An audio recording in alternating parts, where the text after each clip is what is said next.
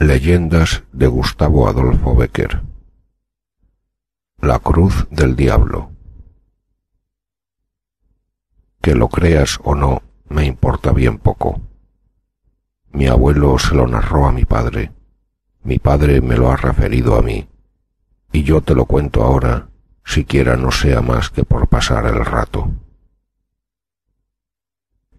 1. El crepúsculo comenzaba a extender sus ligeras alas de vapor sobre las pintorescas orillas del Segre, cuando, después de una fatigosa jornada, llegamos a Belver, término de nuestro viaje. Belver es una pequeña población situada a la falda de una colina, por detrás de la cual se ven elevarse como las gradas de un colosal anfiteatro de granito las empinadas y nebulosas crestas de los Pirineos. Los blancos caseríos que la rodean, salpicados aquí y allá sobre una ondulante sábana de verdura, parecen a lo lejos un bando de palomas que han abatido su vuelo para apagar su sed en las aguas de la ribera. Una pelada roca, a cuyos pies tuercen éstas su curso y sobre cuya cima se notan aún remotos vestigios de construcción, señala la antigua línea divisoria entre el condado de Urgel y el más importante de sus feudos. A la derecha del tortuoso sendero que conduce a este punto, remontando la corriente del río y siguiendo sus curvas y frondosas márgenes, se encuentra una cruz. El asta y los brazos son de hierro, la redonda base en que se apoya de mármol y la escalinata que a ella conduce de oscuros y mal unidos fragmentos de sillería.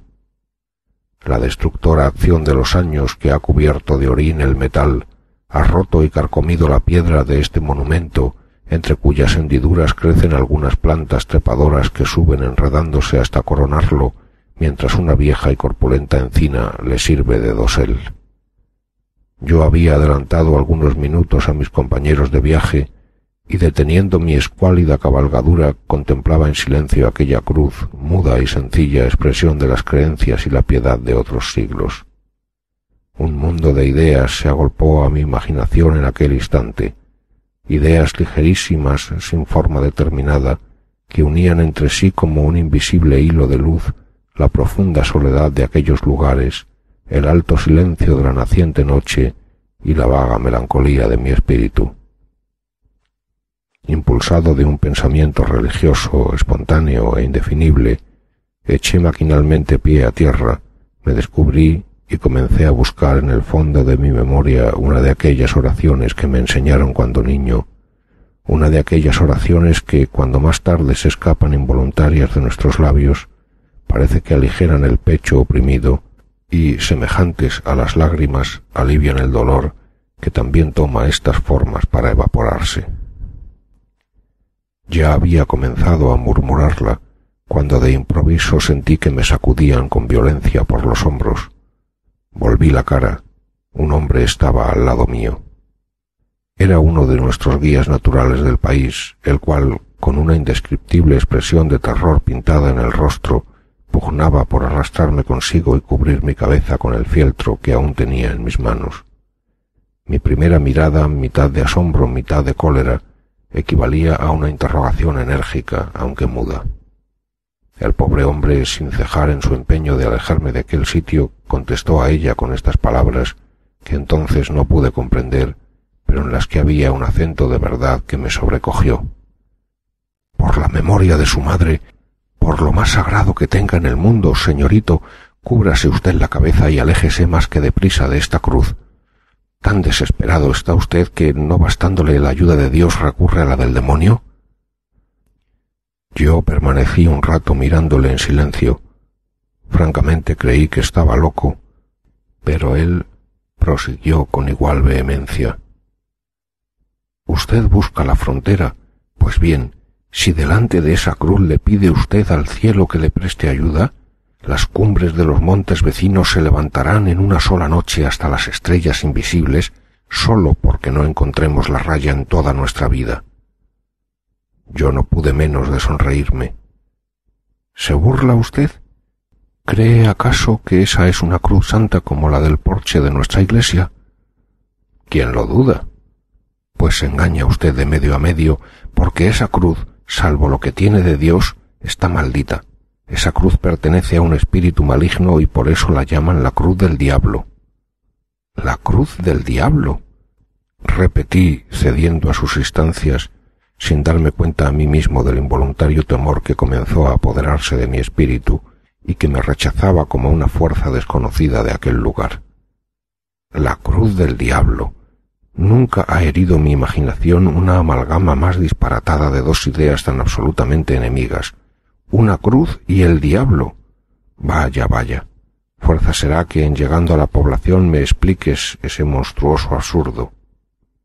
Durante este corto diálogo, nuestros camaradas, que habían picado sus cabalgaduras, se nos reunieron al pie de la cruz.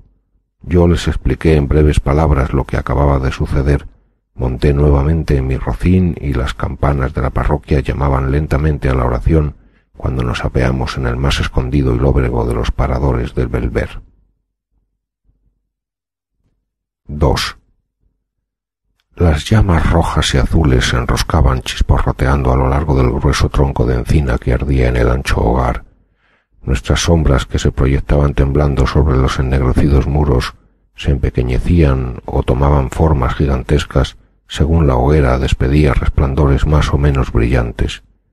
El vaso de saúco, ora vacío, ora lleno, y no de agua como Cangilón de Noria, había dado 3 veces la vuelta en derredor del círculo que formábamos junto al fuego, y todos esperaban con impaciencia la historia de la cruz del diablo que, a guisa de postres de la frugal cena que acabábamos de consumir, se nos había prometido, cuando nuestro guía tosió por 2 veces, se echó al coleto un último trago de vino, limpióse con el revés de la mano la boca y comenzó de este modo.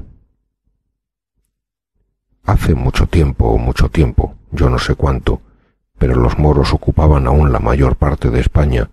Se llamaban condes nuestros reyes y las villas y aldeas pertenecían en feudo a ciertos señores que a su vez prestaban homenaje a otros más poderosos, cuando acaeció lo que voy a referirles a ustedes. Concluida esta breve introducción histórica, el héroe de la fiesta guardó silencio durante algunos segundos como para coordinar sus recuerdos y prosiguió así.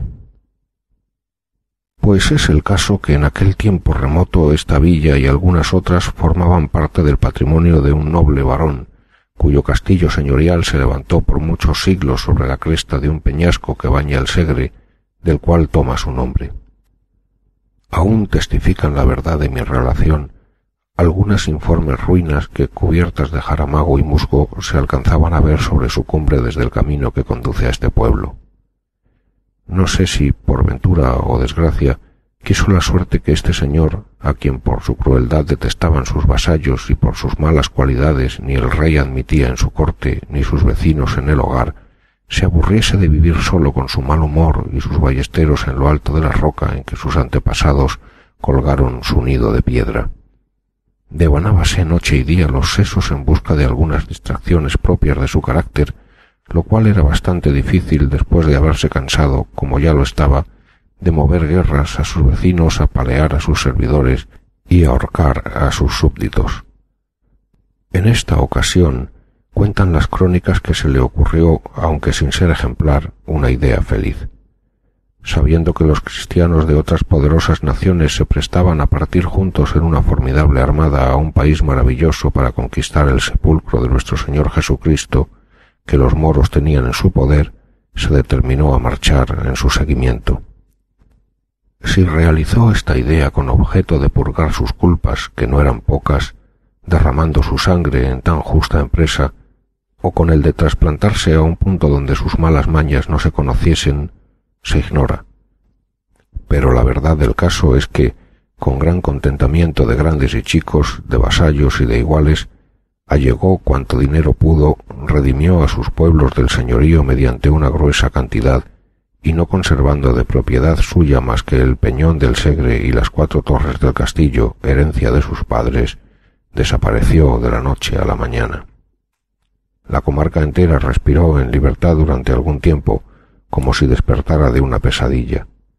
Ya no colgaban de sus sotos, en vez de frutas, racimos de hombres, Las muchachas del pueblo no temían salir con su cántaro en la cabeza a tomar agua de la fuente del camino, ni los pastores llevaban sus rebaños al Segre por sendas impracticables y ocultas, temblando encontrar a cada revuelta de la trocha a los ballesteros de su muy amado señor. Así transcurrió el espacio de 3 años.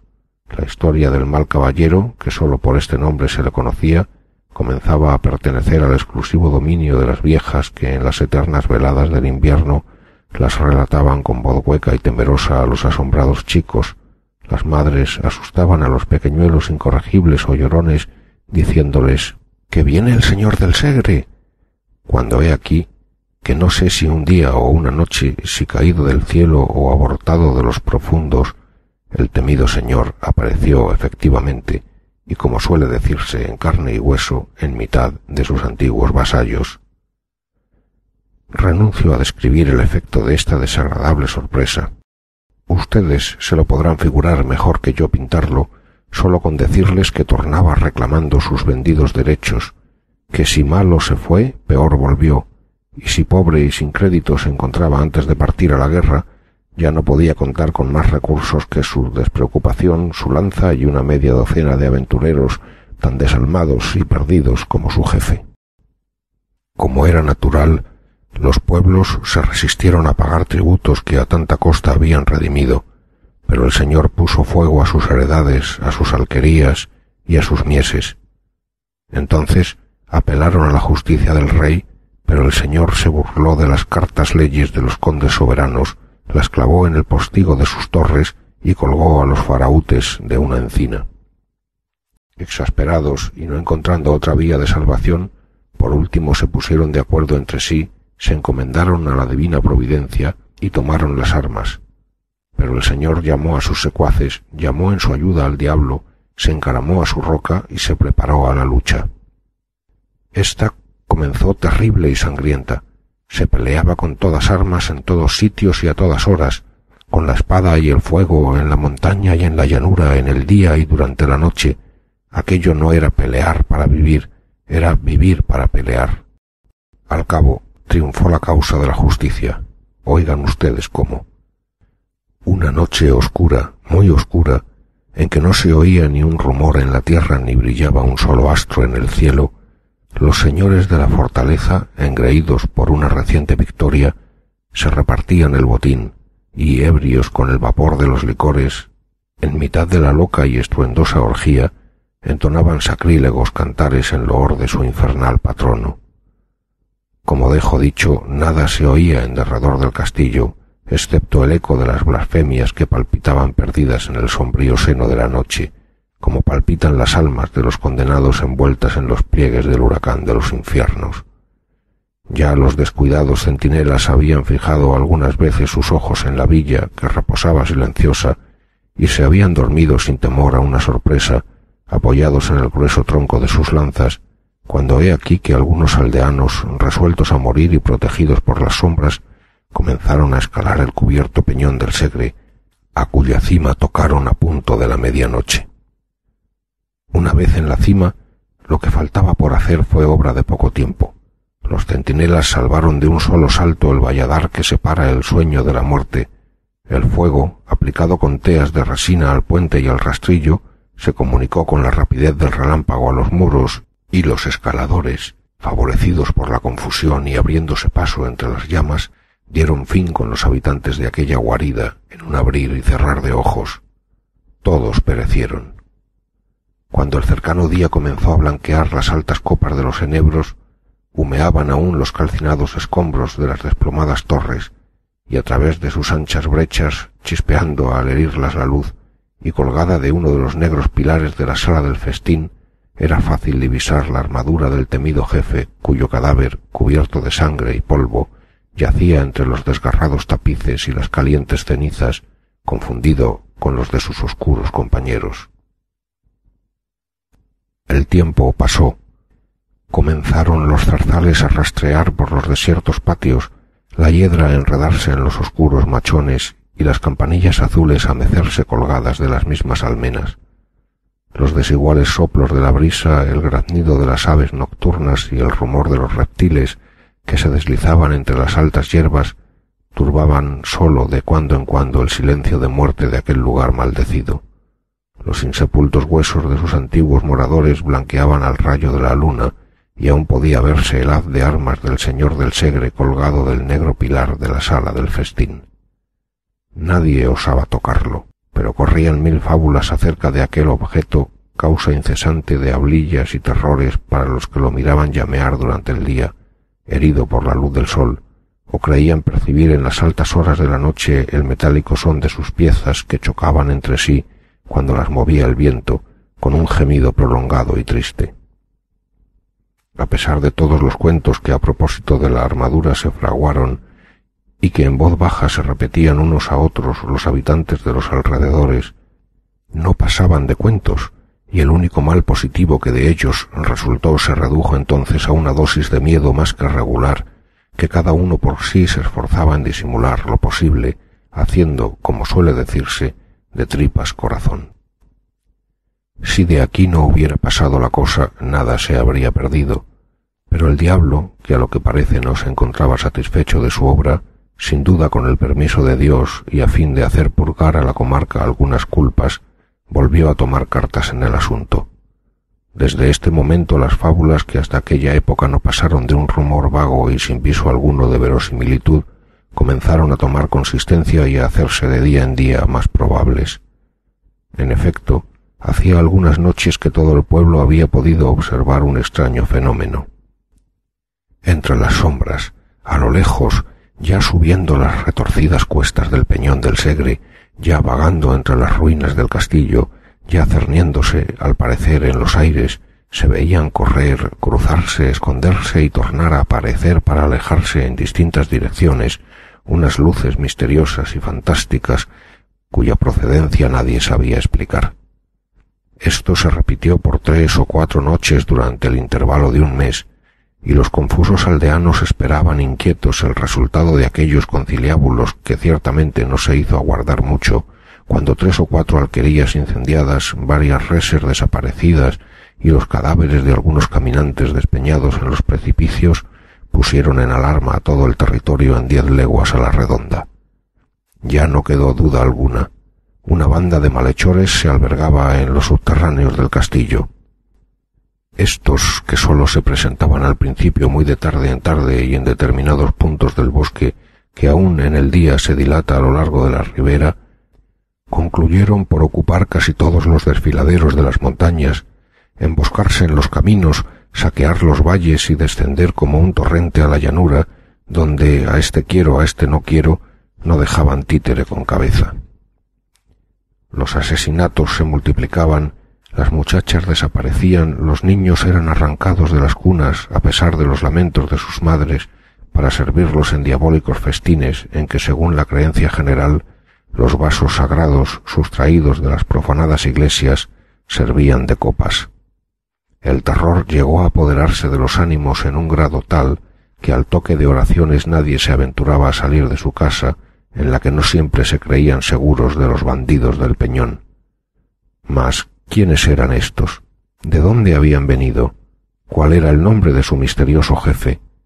He aquí el enigma que todos querían explicar y que nadie podía resolver entonces, aunque se observase, desde luego, que la armadura del señor feudal había desaparecido del sitio que antes ocupara, y posteriormente varios labradores hubiesen afirmado que el capitán de aquella desalmada gavilla marchaba a su frente, cubierto con una que, de no ser la misma, se le asemejaba en todo.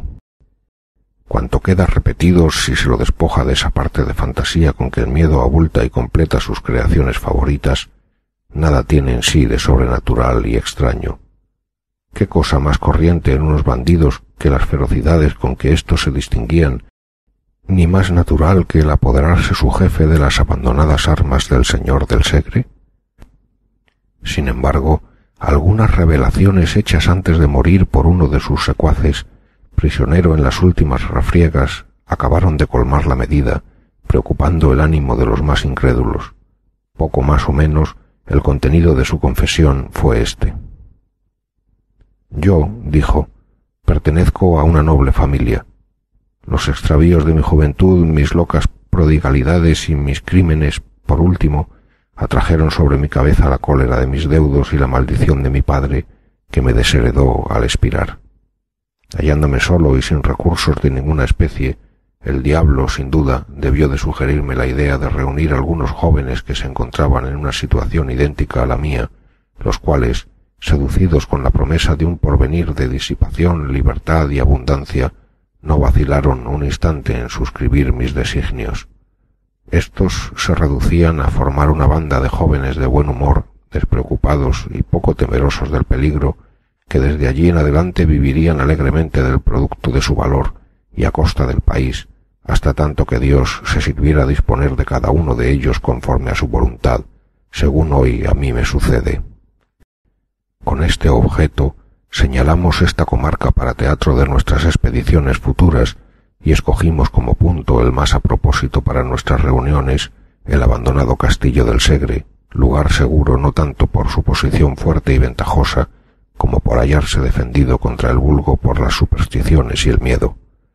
Congregados una noche bajo sus ruinosas arcadas, alrededor de una hoguera que iluminaba con su rojizo resplandor las desiertas galerías, trabóse una acalorada disputa sobre cuál de nosotros había de ser elegido jefe. Cada uno alegó sus méritos, yo expuse mis derechos, ya los unos murmuraban entre sí con ojeadas amenazadoras, ya los otros con voces descompuestas por la embriaguez habían puesto la mano sobre el pomo de sus puñales para dirimir la cuestión, cuando de repente oímos un extraño crujir de armas acompañado de pisadas huecas y sonantes que de cada vez se hacían más distintas. Todos arrojamos a nuestro alrededor una inquieta mirada de desconfianza, nos pusimos en pie y desnudamos nuestros aceros, determinados a vender caras las vidas, pero no pudimos por menos de permanecer inmóviles al ver adelantarse con paso firme e igual un hombre de elevada estatura, completamente armado de la cabeza al pie y cubierto el rostro con la visera del casco, el cual, desnudando su montante, que dos hombres podían apenas manejar, y poniéndolo sobre uno de los carcomidos fragmentos de las rotas arcadas, exclamó con voz hueca y profunda, semejante al rumor de una caída de agua subterránea: «Si alguno de vosotros se atreve a ser el primero, mientras yo habite en el castillo del Segre, que tome esa espada, signo del poder». Todos guardamos silencio hasta que, transcurrido el primer momento de estupor, lo proclamamos a grandes voces nuestro capitán, ofreciéndole una copa de nuestro vino, la cual rehusó por señas, acaso por no descubrir la faz, que en vano procuramos distinguir a través de las rejillas de hierro que la ocultaban a nuestros ojos. No obstante, aquella noche pronunciamos el más formidable de los juramentos, y a la siguiente dieron principio nuestras nocturnas correrías. En ellas, nuestro misterioso jefe marchaba siempre delante de todos. Ni el fuego lo ataja, ni los peligros lo intimidan, ni las lágrimas lo conmueven. Nunca despliega sus labios, pero cuando la sangre humea en nuestras manos, como cuando los templos se derrumban calcinados por las llamas, cuando las mujeres huyen espantadas entre las ruinas y los niños arrojan gritos de dolor y los ancianos perecen a nuestros golpes, contesta con una carcajada de feroz alegría a los gemidos, a las imprecaciones y a los lamentos. Jamás se desnuda de sus armas, ni abate la visera de su casco después de la victoria, ni participa del festín, ni se entrega al sueño. Las espadas que lo hieren se hunden entre las piezas de su armadura y ni le causan la muerte ni se retiran teñidas en sangre. El fuego enrojece su espaldar y su cota, y aún prosigue impávido entre las llamas, buscando nuevas víctimas. Desprecia el oro, aborrece la hermosura y no lo inquieta la ambición. Entre nosotros, unos lo creen un extravagante, otros un noble arruinado que por un resto de pudor se tapa la cara, y no falta quien se encuentra convencido de que es el mismo diablo en persona. El autor de estas revelaciones murió con la sonrisa de la mofa en los labios y sin arrepentirse de sus culpas. Varios de sus iguales lo siguieron en diversas épocas al suplicio, pero el temible jefe, a quien continuamente se unían nuevos prosélitos, no cesaba en sus desastrosas empresas.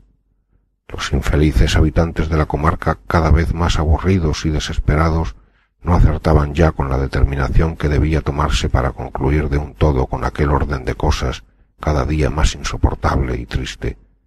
Inmediato a la villa y oculto en el fondo de un espeso bosque, vivía a esta sazón en una pequeña ermita dedicada a San Bartolomé, un santo hombre de costumbres piadosas y ejemplares, a quien el pueblo tuvo siempre en olor de santidad, merced a sus saludables consejos y acertadas predicciones. Este venerable ermitaño, a cuya prudencia y proverbial sabiduría encomendaron los vecinos de Belver la resolución de este difícil problema, después de implorar la misericordia divina por medio de su santo patrono, que, como ustedes no ignoran, conoce al diablo de muy cerca y en más de una ocasión lo ha atado bien corto, les aconsejó que se emboscasen durante la noche al pie del pedregoso camino que sube serpenteando por la roca, en cuya cima se encontraba el castillo, encargándoles al mismo tiempo que ya allí no hiciesen uso de otras armas para aprenderlo que de una maravillosa oración que les hizo aprender de memoria y con la cual aseguraban las crónicas que San Bartolomé había hecho al diablo su prisionero. Púsose en planta el proyecto y su resultado excedió a cuantas esperanzas se habían concebido, pues aún no iluminaba el sol del otro día la alta torre de Belver, cuando sus habitantes, reunidos en grupos en la plaza mayor, se contaban unos a otros con aire de misterio cómo aquella noche, fuertemente atado de pies y manos y a lomos de una poderosa mula, había entrado en la población el famoso capitán de los bandidos del Segre. De qué arte se valieron los acometedores de esta empresa para llevarla a término, ni nadie se lo acertaba a explicar, ni ellos mismos podían decirlo, pero el hecho era que, gracias a la oración del santo o al valor de sus devotos, la cosa había sucedido tal como se refería. Apenas la novedad comenzó a extenderse de boca en boca y de casa en casa, la multitud se lanzó a las calles con ruidosa algazara y corrió a reunirse a las puertas de la prisión. La campana de la parroquia llamó a consejo, y los vecinos más respetables se juntaron en capítulo, y todos aguardaban ansiosos la hora en que el reo había de comparecer ante sus improvisados jueces. Estos, que se encontraban autorizados por los condes de Urgel para administrarse por sí mismos pronta y severa justicia sobre aquellos malhechores, deliberaron un momento, pasado el cual mandaron comparecer al delincuente a fin de notificarle su sentencia. Como dejo dicho, así en la plaza mayor como en las calles por donde el prisionero debía atravesar para dirigirse al punto en que sus jueces se encontraban, la impaciente multitud hervía como un apiñado enjambre de abejas. Especialmente en la puerta de la cárcel, la conmoción popular tomaba cada vez mayores proporciones. Ya los animados diálogos, los sordos murmullos y los amenazadores gritos comenzaban a poner en cuidado a sus guardas, cuando afortunadamente llegó la orden de sacar al reo. Al aparecer éste bajo el macizo arco de la portada de su prisión, completamente vestido de todas las armas y cubierto el rostro por la visera, un sordo y prolongado murmullo de admiración y de sorpresa se elevó de entre las compactas masas del pueblo, que se abría con dificultad para dejarle paso. Todos habían reconocido en aquella armadura del señor del Segre, aquella armadura objeto de las más sombrías tradiciones, mientras se la vio suspendida de los arruinados muros de la fortaleza maldita. Las armas eran aquellas, no cabía duda alguna. Todos habían visto flotar el negro penacho de su cimera en los combates que en un tiempo trabaran contra su señor. Todos la habían visto agitarse al soplo de la brisa del crepúsculo a par de la hiedra del calcinado pilar en que quedaron colgadas a la muerte de su señor. Mas, ¿quién podía ser el desconocido personaje que entonces la llevaba? Pronto iba a saberse. Al menos así se creía. Los sucesos dirán cómo esta esperanza quedó frustrada a la manera de otras muchas, y por qué de este solemne acto de justicia, del que debía aguardarse el completo esclarecimiento de la verdad, resultaron nuevas y más inexplicables confusiones. El misterioso bandido penetró al fin en la sala del concejo, y un silencio profundo sucedió a los rumores que se elevaran entre los circunstantes al oír resonar bajo las altas bóvedas de aquel recinto el metálico son de sus acicates de oro. Uno de los que componían el tribunal, con la voz lenta e insegura, le preguntó su nombre, y todos prestaron oído con ansiedad para no perder una sola palabra de su respuesta. Pero el guerrero se limitó a encoger sus hombros ligeramente, con un aire de desprecio e insulto que no pudo menos de irritar a sus jueces, los que se miraron entre sí sorprendidos. 3 veces volvió a repetirse la pregunta y otras tantas obtuvo semejante o parecida contestación. ¡Que se levante la visera! ¡Que se descubra! ¡Que se descubra! Comenzaron a gritar los vecinos de la villa presentes al acto. ¡Que se descubra! Veremos si se atreve entonces a insultarnos con su desdén, como ahora lo hace, protegido por el incógnito. —¡Descubríos! —le repitió el mismo que anteriormente le dirigiera la palabra. El guerrero permaneció impasible. —Os lo mando en nombre de nuestra autoridad. La misma contestación. —En el de los condes soberanos. Ni por esas. La indignación llegó a su colmo, hasta el punto de que uno de sus guardas, lanzándose sobre el reo cuya pertinacia en callar bastaría para apurar la paciencia de un santo, le abrió violentamente la visera. Un grito general de sorpresa se escapó del auditorio, que permaneció por un instante herido de un inconcebible estupor. La cosa no era para menos. El casco, cuya férrea visera se veía en parte levantada hasta la frente, en parte caída sobre la brillante gola de acero, estaba vacío, completamente vacío. Cuando pasado ya el primer momento de terror quisieron tocarlo, la armadura se estremeció ligeramente y, descomponiéndose en piezas, cayó al suelo con un ruido sordo y extraño. La mayor parte de los espectadores, a la vista del nuevo prodigio, abandonaron tumultuosamente la habitación y salieron despavoridos a la plaza. La nueva se divulgó con la rapidez del pensamiento entre la multitud que aguardaba impaciente el resultado del juicio, y fue tal la alarma, la revuelta y la vocería, que ya a nadie cupo duda sobre lo que de pública voz se aseguraba, esto es, que el diablo, a la muerte del señor del Segre, había heredado los feudos de Belver. Al fin se apaciguó el tumulto y decidióse volver a un calabozo a la maravillosa armadura. Ya en él despacháronse 4 emisarios que en representación de la atribulada villa hiciesen presente el caso al conde de Urgel y al arzobispo, los que no tardaron muchos días en tornar con la resolución de estos personajes, resolución que, como suele decirse, era breve y compendiosa. «Cuélguense», dijeron, «la armadura en la plaza mayor de la villa, que si el diablo la ocupa, fuerza le será el abandonarla o ahorcarse con ella».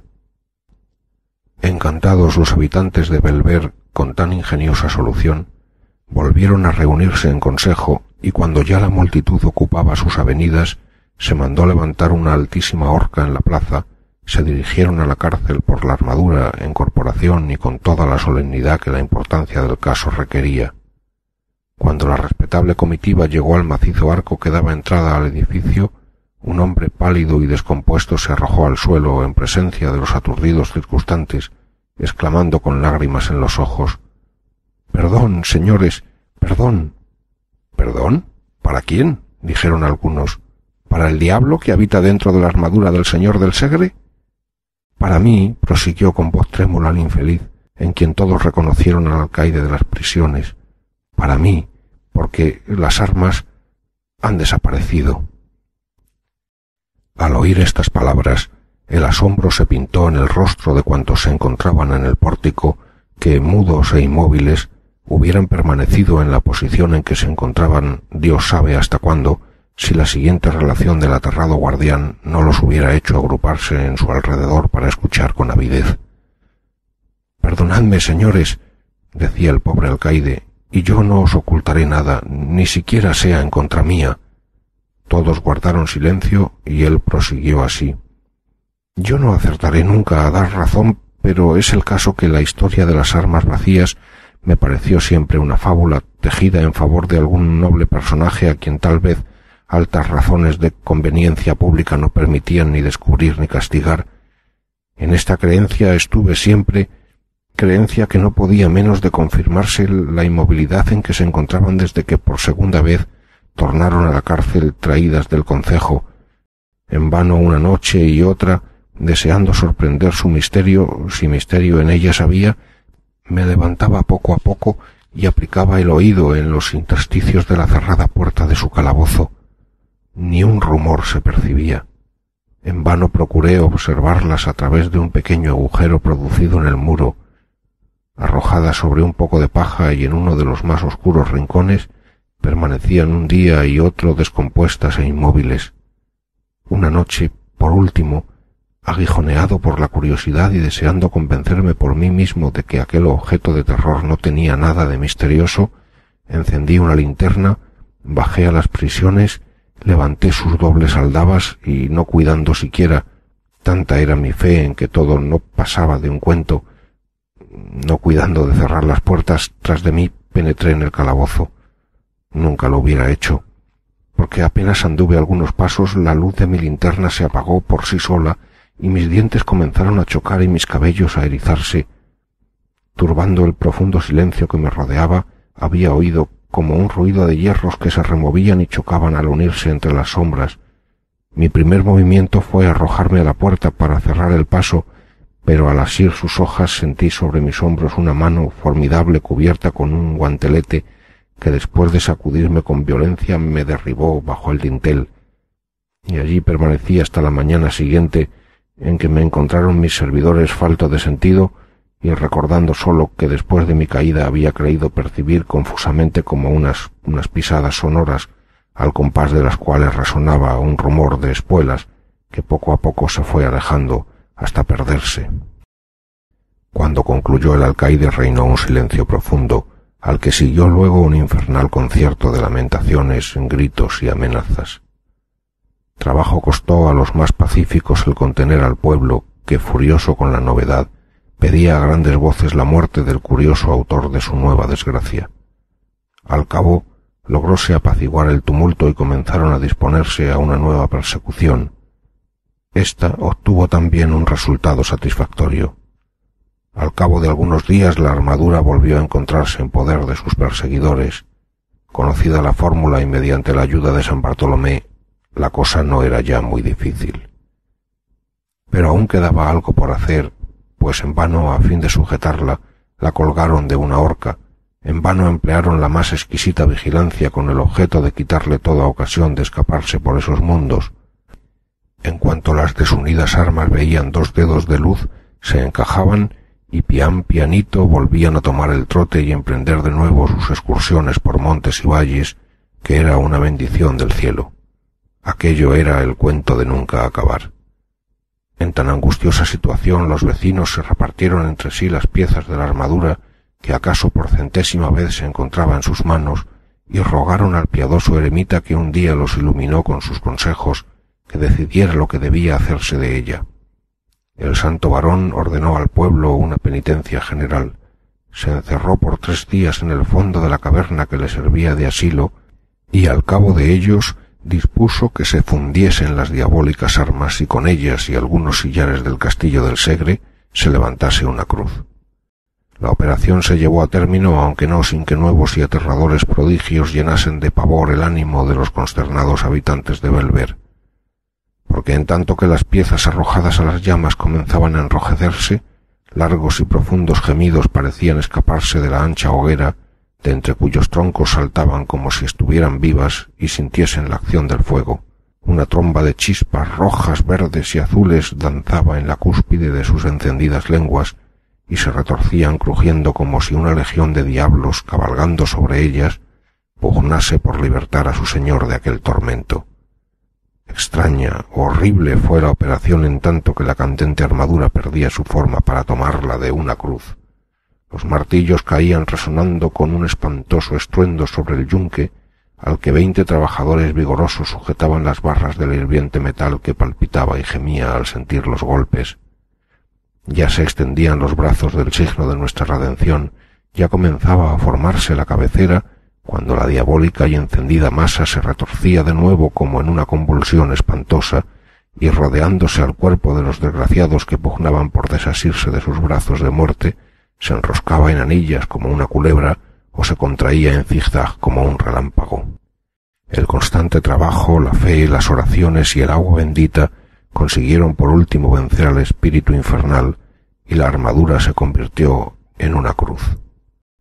Esa cruz es la que hoy habéis visto y a la cual se encuentra sujeto el diablo que le presta su nombre. Ante ella ni las jóvenes colocan en el mes de mayo ramilletes de lirios, ni los pastores se descubren al pasar, ni los ancianos se arrodillan, bastando apenas las severas amonestaciones del clero para que los muchachos no la apedreen. Dios ha cerrado los oídos a cuantas plegarias se le dirigían en su presencia. En el invierno, los lobos se reúnen en manadas junto al enebro que las protege para lanzarse sobre las reses. Los bandidos esperan a su sombra a los caminantes, que entierran a su pie después que los asesinan, y cuando la tempestad se desata, los rayos tuercen su camino para liarse silbando al asta de esa cruz y romper los sillares de su pedestal.